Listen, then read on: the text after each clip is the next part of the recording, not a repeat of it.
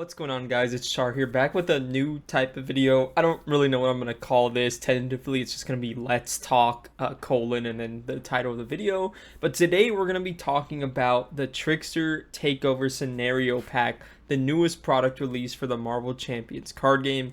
Essentially, I'm not calling this a review or sort of like positive, negatives, pro, cons, even though we're going to get into that. Because I just want to talk about it without kind of like the stress of giving it like a numerical score or having to do positive and negatives on every single thing. Essentially, I just want to sit down, on my computer and let's just talk about the scenario pack. So we're here on Hall of Heroes, of course, one of the best resources for just looking at the cards in the game, in my opinion. And this is our newest scenario pack, Trickster Takeover, which came out August 15th, which was almost about 2 weeks ago. By the time this comes out, it will be probably exactly 2 weeks ago. But the day I'm recording it is obviously not the day it comes out, even though that does happen more often than you'd think for me, especially on the reaction ones. So I just wanted to sit down and just talk about the scenario pack really quickly. So the thing about scenario packs, I guess if we want to get out of this for half a second, is that we haven't actually had one for I think before I even started playing the game. So the first reveal I can super remember being around for, I think, was the Iceman scenario pack. So I just wanted a context. Our last scenario pack was November 11th of 2022, which was the Mojo scenario pack. So it's almost been like almost 3 years since the last scenario pack, which is kind of crazy if you think about it, because I felt like they were pretty consistent before that. Maybe not. I mean, if we look at Mojo, what was the one before Mojo? It was the Hood. And when was he? Okay, yeah, so it was about a year. And then, before that, I think it's 2020. Yeah, okay, so they used to come out about yearly, so this one being about 3 years later is pretty not really like concerning, but it was pretty interesting. Like, it seemed that they are almost like abandoned the idea. And now, in this year specifically, if we were to believe the Synthezoid SmackDown release date, we're actually getting 2 scenario packs, which is kind of crazy. I guess trying to make up for lost time in a way. But yeah, the first review I really remember being around for was Iceman, which was like May 17th, 2024.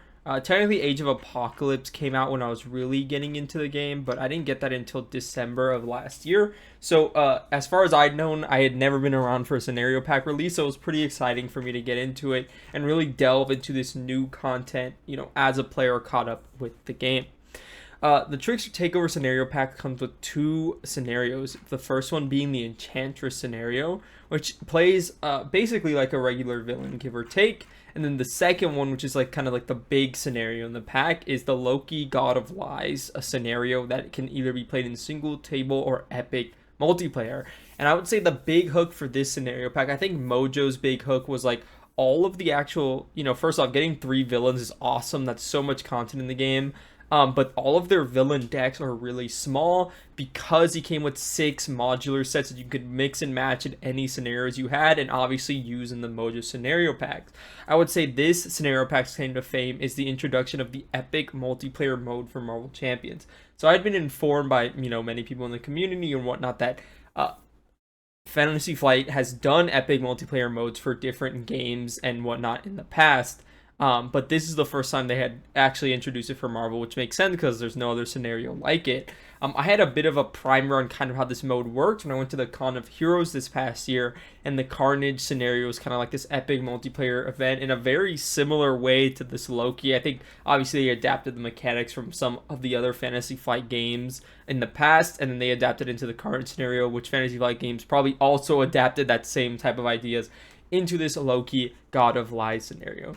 But without getting ahead of ourselves, let's just talk about the scenarios pretty briefly, and we will start with the Enchantress here. So I've played Enchantress probably the most out of the villains in this box. I think Loki is, I wouldn't say he's inaccessible, but it's a bit hard to kind of get a feel for that scenario generally, because I feel like it really doesn't sound like it really only works, but I feel like it works best when you're actually going into that epic multiplayer type mode. When you're playing with solo, it works, but it's definitely a bit different. Or especially with like one group, it's definitely different than like that multi-table experience in like the epic multiplayer. So if we look at Enchantress right here, her hit point values are really nothing to write home about. They're pretty average, maybe even below average. She's like kind of at the Mysterio numbers: 15 per player on standard, 16 per player starting on expert, and into 18 per player. She's not that tanky. She can be taken down like pretty easily. I mean, looking in 4 player, you're looking at what, 72 health at maximum. So she really doesn't have that much health to go around, which means that as long as you have a really good aggression player, you should be able to take her down relatively easily. Now, that being said, she has a couple cards in her deck, which makes her a bit harder to rush down. But a lot of what I found with this scenario is that I really like the theming of it. I think the theming is super fun. Obviously, there's no like scenario or any big hook like in the Mojo scenario pack that had like a small mini campaign you could do. These are two like standalone scenarios, but the lore of the scenario is like, oh, Loki had granted Enchantress the use of, kind of like land in South Africa, I think. Yeah, South America, by turning all who oppose her into enthralled lackeys. And then the sovereign sorceress, she becomes like the sorceress if you let her complete her main schemes. And obviously we're here to thwart those plans because it's just a bunch of people getting enthralled by her, which goes into the main hook of the scenario, which are these hypnotic gaze cards. So when you start the game, there's 5 of these cards. So one of them is left out every single time, even if you're playing in 4-player mode. You shuffle them up and deal them randomly. They start on this side of the card, which just says you gain the Defiant trait. There's 5 or more counters on this card. You remove all the counters and flip it over, and it turns into one of 5 negative effects and the introduction of a new keyword, forced action, into Marvel Champions, which essentially says that before the round ends, every player must do the forced action. It's not optional. So for example, for this one, the forced action is to exhaust this card as a cost. Then you give Enchantress a face down boost card and ready your identity. And then when these flip over, they also have like varying degrees of nasty when revealed effects. This one says discard a card you control, otherwise discard the top 8 cards of your deck, so you have to get rid of something you control. This one says you are confused, so this one's like kind of whatever. This one's not too bad. This one says exhaust your identity, which can be pretty tough because I hate the exhaustion, encounter card. You are stunned, which again isn't too bad. And then this one is search the top 5 cards of the encounter deck for a card and reveal it. And this one seems pretty bad, but there's some key things that make this not as bad as it seems when we get into it. And they all have a variety of effects. This one readies your identity. This one lets you draw a card and then it tells you to play that card, paying its cost. But if you can't, you take a damage, which honestly isn't really a big negative. That being said, it does force you to play that card. It does force you to play it. It's not like optional, like, oh, I'm going to choose not to play it and then take a damage. No, you have to play it by paying its cost. But if you can't pay it, then you take the damage. So it's kind of a give or take there. Trance of Pride says to exhaust this card, you place 1 threat on the main, remove 2 threat from a side scheme. This one says exhaust this card, heal 1 damage from Enchantress, draw, and then discard a card. So it lets you kind of like cycle 1 card.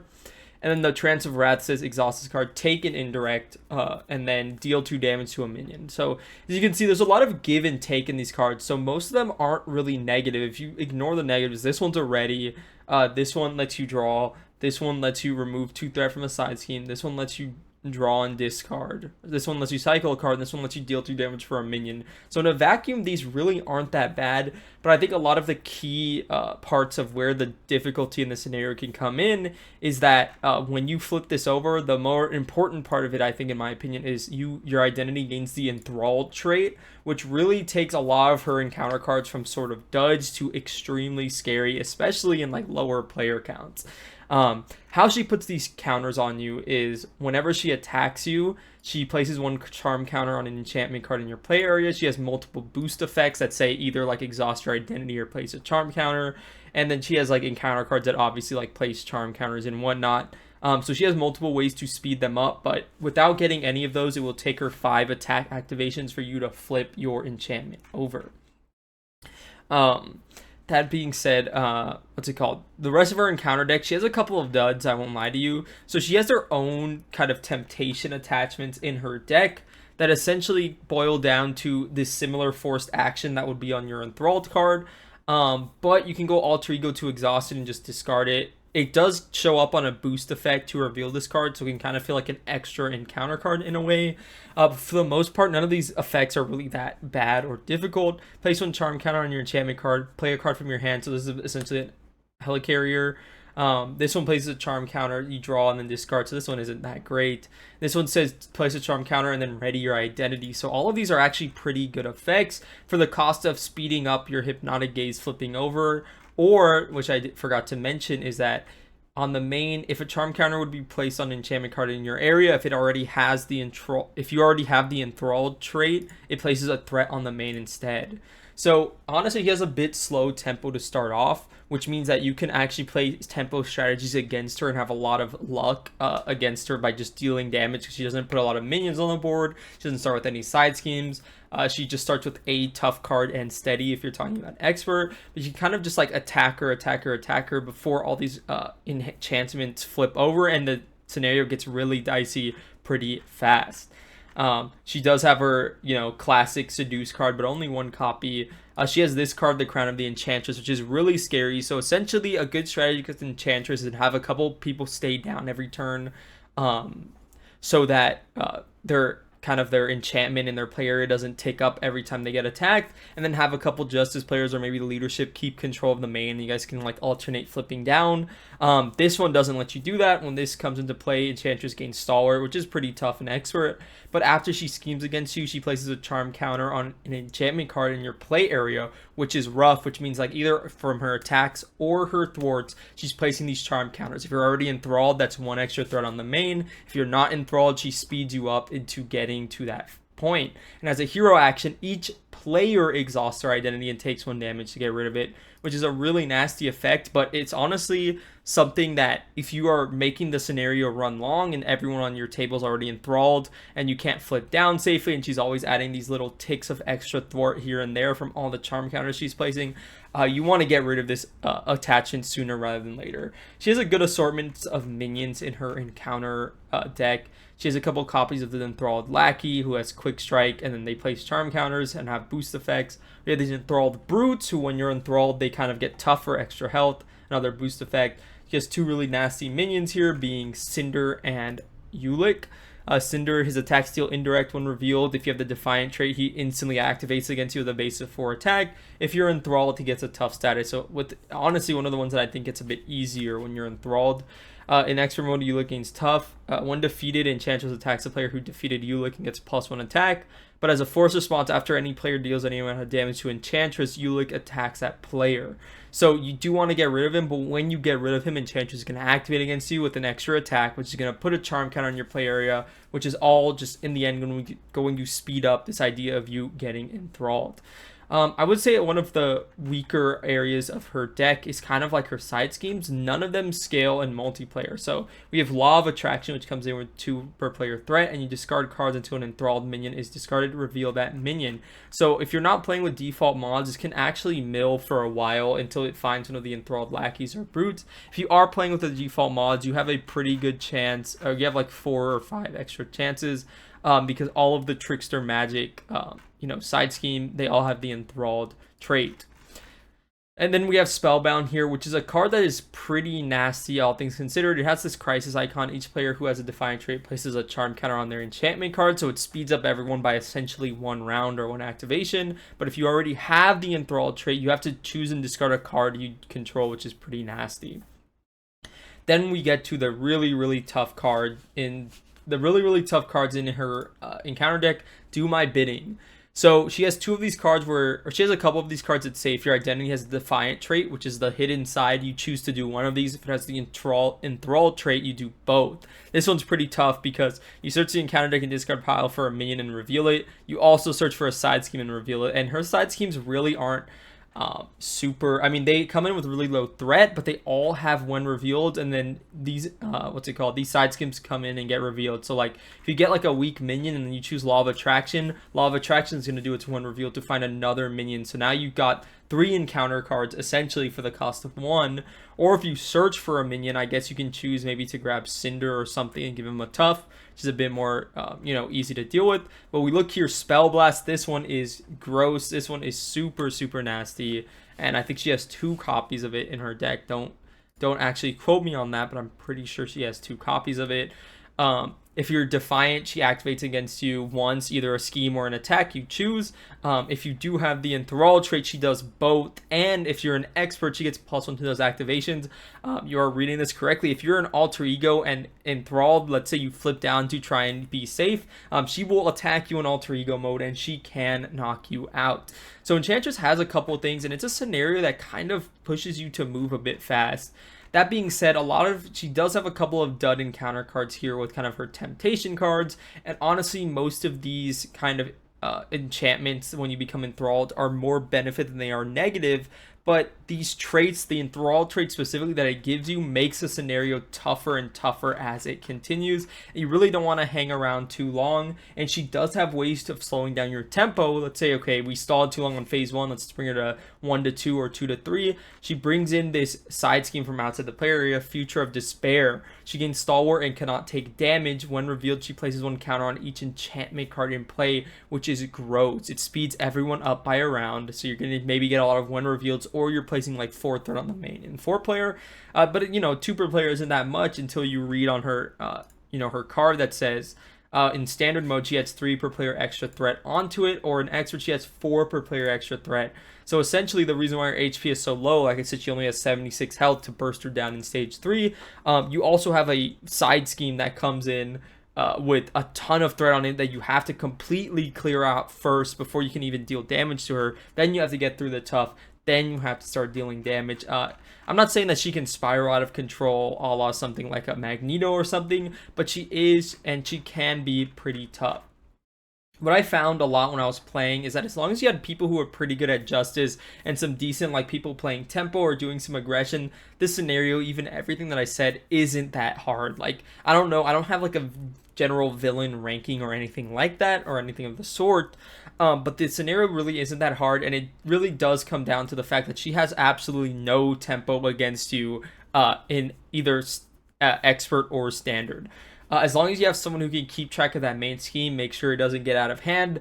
You can have multiple people who alternate flipping down every single turn, and slow down kind of the rate the enchantment counters go up, build out for maybe a turn or two, and then start pushing damage before maybe all of your enchantments flip over. And then once your enchantment flips over, hopefully you'll be a couple turns away from actually completing the scenario. But I won't put all that on Enchantress itself, so let's talk about the modular set she comes with, Trickster Magic. So this is the recommended modular set for both Loki and Enchantress here. Let's just talk about this encounter set real quick.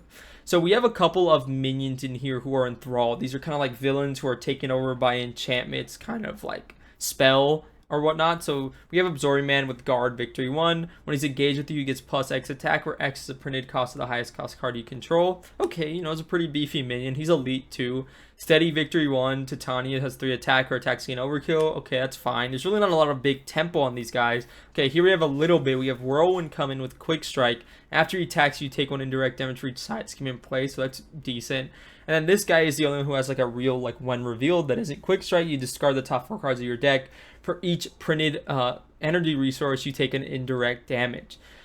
So like, these are pretty beefy minions, and if you don't clear them on the turn they come out, they can pose some problems. We have some 2 scheme stats here. We've got 3 attack, 2 attack. Like, they're like beefy, but they don't do a lot initially. They don't have any big tempo when they come out. They don't like stun you. They don't exhaust you. They don't do anything of that sort. And then also the big thing about them is that when you defeat these minions, they go in the victory display, and you get one of the 4 ally counterparts for each of these minions, which essentially kind of gives you so much more tempo back than them getting dealt to at you as an encounter card ever did. You have Absorbing Man here, who can exhaust and upgrade a support you control to get +X to one of his activations. So if you have a 3 cost support that doesn't exhaust for whatever reason, you can just exhaust it, and he can like thwart for 4 3 times in a row, or attack for 4 3 times in a row. So 12 thwart or 12 attack. Extremely strong. Titania here, her attacks have overkill and piercing. You can put upgrades on these allies. You can heal these allies. So you have a 3 attack ally that's just doing overkill and piercing anymore. You have Whirlwind here, who when he attacks, he removes 1 threat from each scheme in play, and he gets attack +1 attack for that attack for each threat removed. So he does like mixing of thwarting and damage. And also this one, who after a response when he enters play, you can search for a card with a printed energy resource and add it to your hand. And again, he has 4 attack. You can get 6 thwarting out of him, or like 3 thwarting, 1 attack, and then block. These guys give you a ton of tempo in your favor when you clear them, and it honestly adds, even though we called like kind of her temptation cards a bit of duds in terms of they're really not that big of a negative effect, and they give you a really big upside if you tempt it, and even if you don't tempt it, you can just exhaust it in alter ego to get rid of it, so they don't even really stick around. But this kind of adds, I would say, 4 more almost dud cards into her deck, because they are tough and you do have to get rid of them on board, but getting rid of them instantly gives you that tempo back, or some of the resources you put into clearing them back to help you defeat Enchantress. Looking at the rest of the encounter deck, this love triangle attachment I think is really fun. It's interesting and thematic, and it's kind of like one of the least bad ally take control cards in the entire game. You have like Pool Eyes from the Dread Pool set, and you have, various other types of ally control cards. I guess Hela has them that turns them into like zombies or whatnot, or I think that's in the Frost Giant set. But this one just says attach to an ally you control, otherwise this gains surge. So first of all, you get to pick the ally, which is pretty huge. Attach ally cannot attack the villain or defend against the villain attacks. Okay, that kind of sucks, because allies want to like chump block usually on their last activation. As an alter ego action, exhaust the attached ally and spend a mental resource, discard this card. But you'll notice the one thing that it doesn't say is that the ally can still thwart. So unless you're like specifically Hulk, who has a line in his thwart stat, who can't even initiate a thwart, what you would do is you'll just use the ally. Okay, I'm just going to use this ally to thwart now. This idea of having to go alter ego to exhaust the ally, so that you're taking the tempo hit on the ally and spending a mental just to let it be able to attack or defend, doesn't really seem worth it unless you're specifically doing like a Voltron build, in which case this can hamper you a lot. I could also see it if you're flipping down anyways to give someone a block on the villain phase, but I don't see it. I think that this is a pretty fair encounter card, all things considered, which means it's a bit on the easier side, because some of the tougher ones I would say are unfair. When we're looking here, we have another one here, which is her only source. Both of these villains' only source. Actually, I don't want to talk in absolutes on Loki. I think this is Enchantress's only source of overkill, which is on this side scheme, which just says that this activation is an attack, it gains overkill. And it's another side scheme that does not scale per player, but it does have 2 acceleration icons. The Trickster Tango, the villain gains stalwart. So this can be pretty annoying, especially if it comes in and you want to take advantage of a stun or a confuse. But 4 threat is just not a lot to clear, and there's also some heroes that get bonuses off of like clearing side schemes with Skilled Investigator. So it's just really not that threatening of an encounter card. And what I would say is, when you play with the recommended mods and you have the Enchantress that says find a side scheme, I almost always found like Trickster Tango or something. I think I forgot to mention, I think some of these are only discard pile, actually. Is this the one that says search the encounter deck and discard piles? Oh no, it's another card in some scenario I was playing. But yeah, you search the encounter deck and discard pile for a side scheme and reveal it. So unless you're revealing multiple of those in a turn, I almost always grab Trickster Tango, and it didn't really matter. We have Puppet Master here, where in expert mode this actually does gain more threat, hinder 1 per player, so it goes up to 6 if you're playing with 4, and obviously it goes down the further the player count goes down. Allies cannot thwart this scheme or defend against the villain's attack, so this can be pretty rough, especially if Enchantress gets extra activations, kind of like out of order in multiplayer. So like, let's say like this comes out first and then she gets like 2 attack activations of people who are kind of low. Yeah, that can be pretty rough, and I could see it being pretty rough, but honestly, if you're playing in standard, specifically a 2-threat side scheme is essentially nothing. And that's kind of the problem I found when I was playing Enchantress with the default mod sets, that I just found her really easy, especially in expert mode, or like especially in standard, but even in expert mode, I found that the combination of having a kind of weak and recommended encounter set and kind of low tempo at the beginning made it really easy for us to just build, and then rush her down before she was even able to flip our enchantments. I played her maybe 5 or 6 times in multiple player counts, ranging from 2 to 4. I even played her in solo a couple times, where I thought she was probably the hardest she was in any of the aspects, because her getting that double activation against you in solo is a way different feeling than getting it in multiplayer. I actually felt like she was the most difficult in solo, and then as player count scaled up, she got much easier. What I will say though is, I don't think it was primarily only her encounter deck, which I alluded to earlier, because I did end up switching her modular sets, and I found that it was a completely different feeling. So we went ahead and did Savage Lands for I wanted to do telepathy because I thought it made the most sense for someone who kind of like mind controls, seduces people, gives her +1 scheme, and also gives her that retaliate keyword, which I think kind of shores up her two biggest weaknesses, which are like rush and tempo type builds, and also the fact that you want to stay alter ego against her the entire game if you can before your thing flips over, before your what's this called? Yeah, before your enchantment card flips over. And I thought that telepathy kind of fixed both of those issues, but we didn't have telepathy on hand with us, so we chose Savage Lands, which gave her retaliate, which kind of fixed one of those issues. And man, it was almost like a night and day scenario. It was very, very tough. Hello, buddy. He wants to interrupt the recording a little bit. It was very, very tough. It just felt like a night and day difference. We played it on expert mode and we played it with the Savage Land, and she felt like really she was slowing us down. The retaliate sufficiently slowed us down to where our enchantments flipped over, and then we were going multiple rounds with our enchantments flipped over, which essentially means that since we were going multiple rounds with our enchantments flipped over, we had a much higher chance of hitting those really bad and nasty encounter cards, which just kind of like all culminated into, he keeps scratching at my rug, which sort of like all culminated into, what's it called? Here, I'll pick him up for the video. All culminated into us basically being in a really bad spot and maybe even like losing the game. So we actually ran out of time before we even finished that game, but the writing was kind of on the roll, albeit we were playing kind of like weaker, I'd say weaker heroes, quote unquote. I was on She-Hulk Aggression, and we also had Hulking Protection on our table, so that also could have maybe contributed to why we found it so difficult. But yes, Expert Enchantress with the Savage Land modular set was a completely different experience, and I think I do want to try and revisit and actually try and complete it this coming kind of meetup when I play with my local players.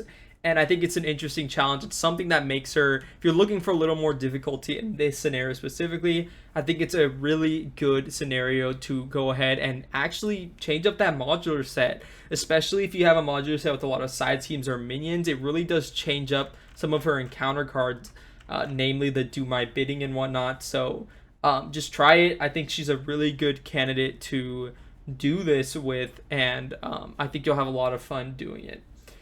But now that we're done with Enchantress, let's get to kind of like the star of the show, the star of the scenario pack, the Loki God of Lies scenario.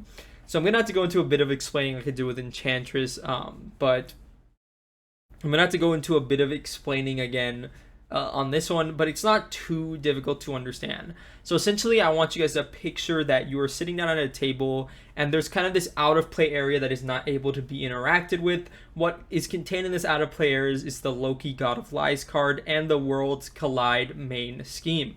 Essentially, this is the Loki that's kind of controlling the actual Lokis you fight during the scenario. They're kind of like figments of his personality, figments of himself. I'm not exactly 100% sure on the lore, but essentially this God of Lies is who we're trying to take down by defeating all these kind of copies or figments of Loki. So if you look at the God of Lies card, it starts with 20 per player health. There's no expert version of this card. At every single difficulty count, it is 20 per player health. And he has this ability on his one side that says if the Loki God of Lies has 10 per player or fewer hit points, essentially a fancy way of saying if he's at half health, you flip this card over. And when the card flips over, each group in standard mode attaches an attachment to their avatar called Intense Focus. Each group in expert mode flips it over to the total focus side. So I will say, admittedly, I don't have as many games on this as I do in Enchantress. I think 2 or 3 over a variety of player counts and only 1 in the massive multiplayer mode. So again, take my kind of analysis or thoughts on the scenario with a grain of salt, as people have probably played this more than I have.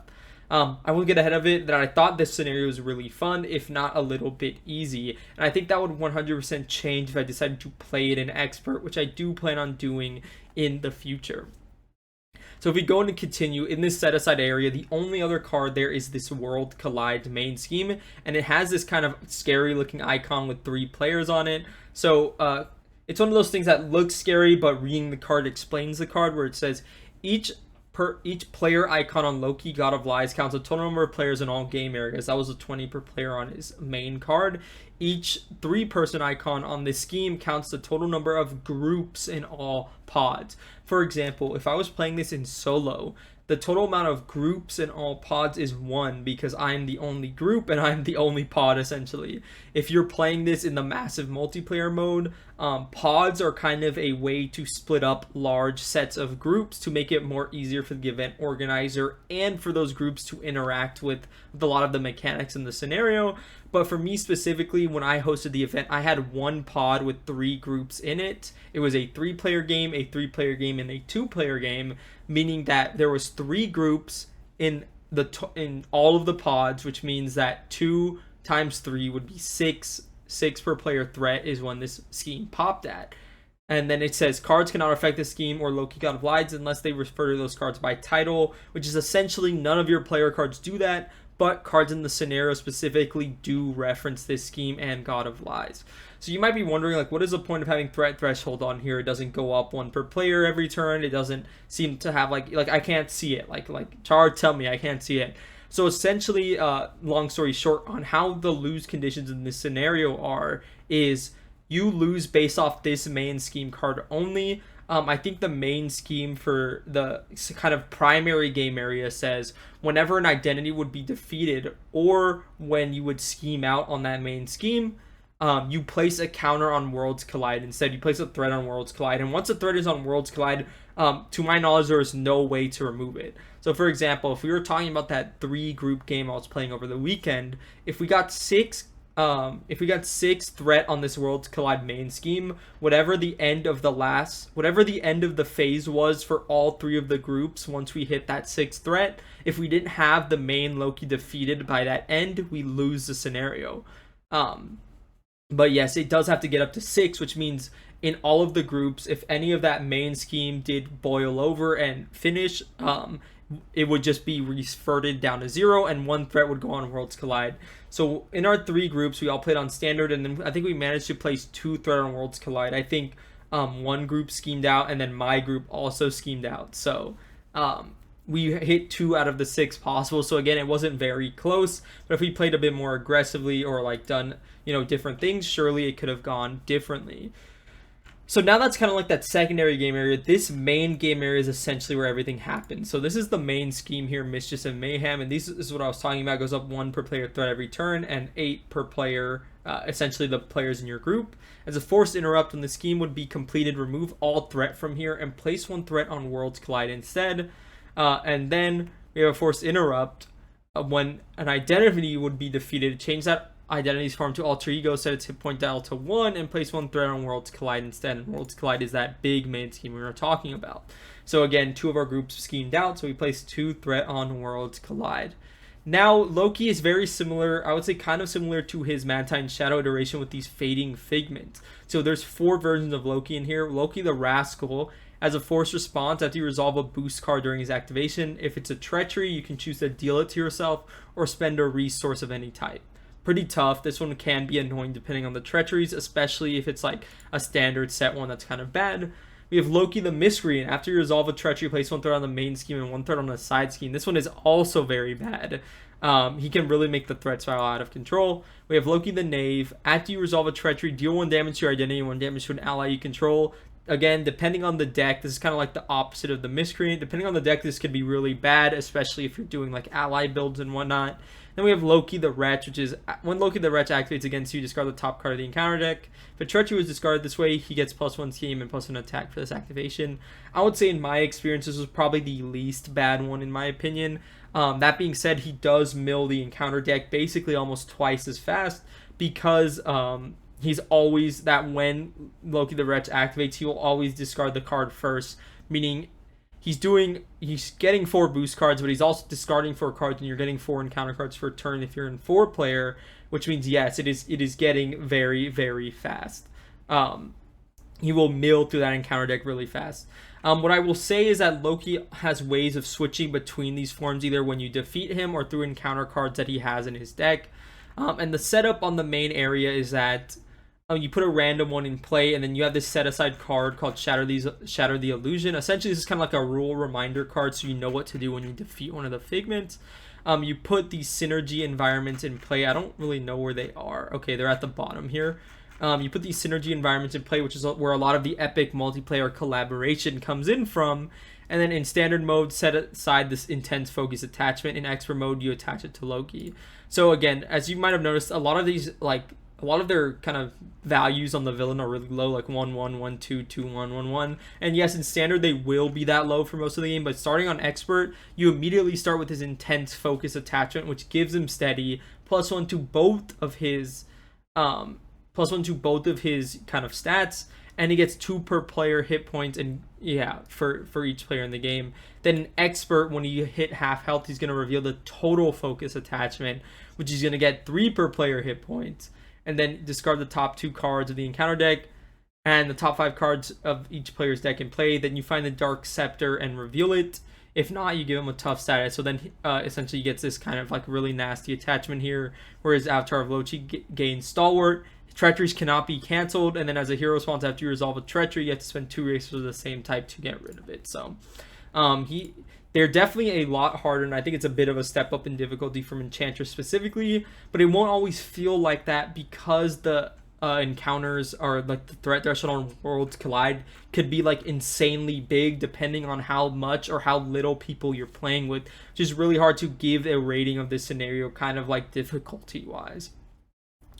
That being said, a lot of the mechanics of how we actually deal damage to this Loki, the Loki God of Lies main one, comes from defeating these figments. So as a forced interrupt, when this villain would be defeated, you place 5 per player shatter counters here and flip this card over.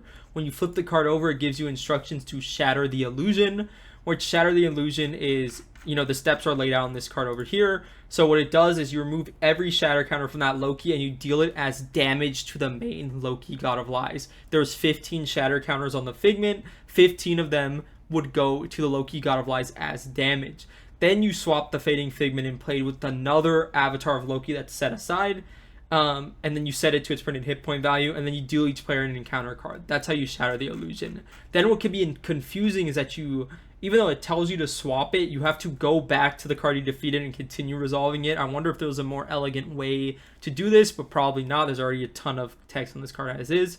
But depending on which one you defeat, it puts a counter. You choose a group in your pod, and you place counters on their environment equal to the number of players in their group. So for example, when you knock out this one, you put it on Unified Front. This one puts it on Mounting Resistance. This one puts it on Domineering Force. And the last one puts it on Feigned Retreat. Now you might be wondering, what the heck are synergy counters? You explained the shatter counters. That's how we deal damage. What is a synergy counter? I'm glad you asked. And this is the final part of this scenario, which is where this kind of epic multiplayer kind of teamwork all comes together. These environment cards. All 4 of these start in play. They are permanent, and there's max 1 per player synergy counters on there, which kind of means that there can only be 4 at a time. You can't just stack up the kind of, you know, resource one over and over and over. You have to max 1 per player synergy counters per the players in your group. So let's talk about them. Domineering Force says, when a friendly character attacks, remove 1 counter from here. That attack deals 4 additional damage. Really good. Can help you deal with someone like the beefier minions in this scenario, or deal some damage to the Loki you're up against. This isn't a limit once per turn or phase or anything like that. So if you have 4 counters, you have 4 people attacking, you can spend them all. Feigned Retreat. This one just says an identity would take any amount of damage. So not a character, an identity. You can remove 1 synergy counter to prevent 4 of that damage. Without having like an ally needing to chump for you or something, you can just remove this, and essentially like 4 extra health for you to use. Mounting Resistance says when a friendly character thwarts, you remove 1 synergy counter from here. That thwart removes 4 additional threat. Really good, especially if you want to keep that main down or you have some side schemes that came in that you want to clear. And then finally, we have the Unified Front, which I think is admittedly probably the strongest one for a reason that will become obvious very, very soon.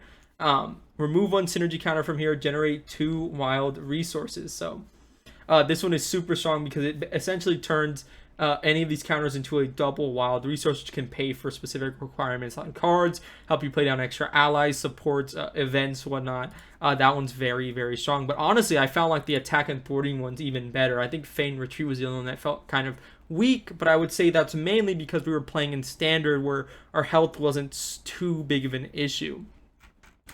And I would say that's essentially the Loki scenario in a nutshell. The recommended modular set is still this Trickster Magic one, so you will have some minions coming in, a couple of these weird like kind of side schemes of the love triangle, but you have these minions coming in that give you a bit of tempo in your favor.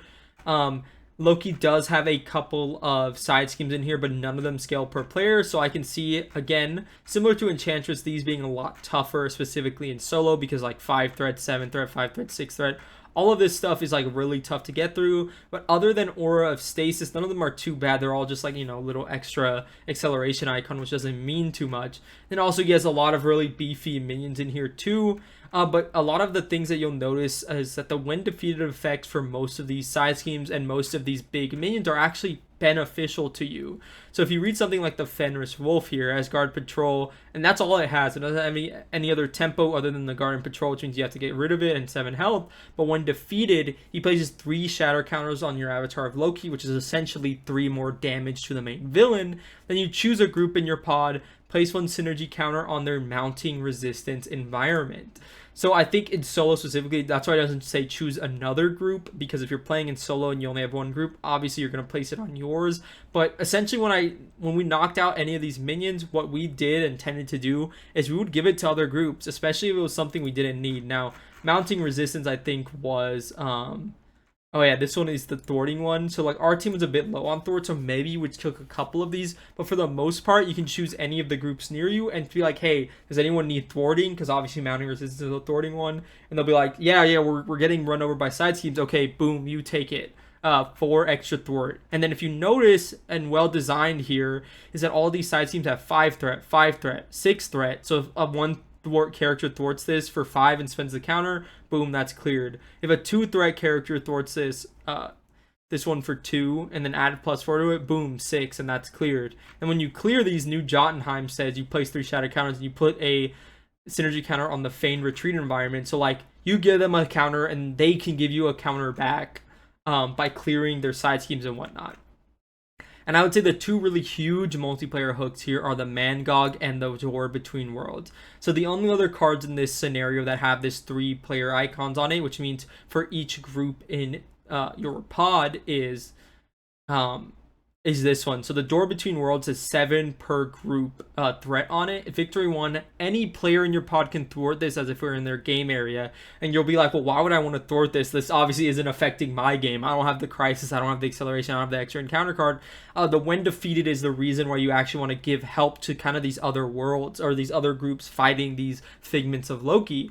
When defeated, each group in your pod places 3 shatter counters on their avatar of Loki villain, which is a lot. You're essentially adding, like in my case, it was 9 damage total because we had 3 different Lokis we were fighting. But if you have like a lot more groups in your pod, maybe you have like 5 or 6 if you're playing like a huge event, that is so much damage you're adding on for clearing this.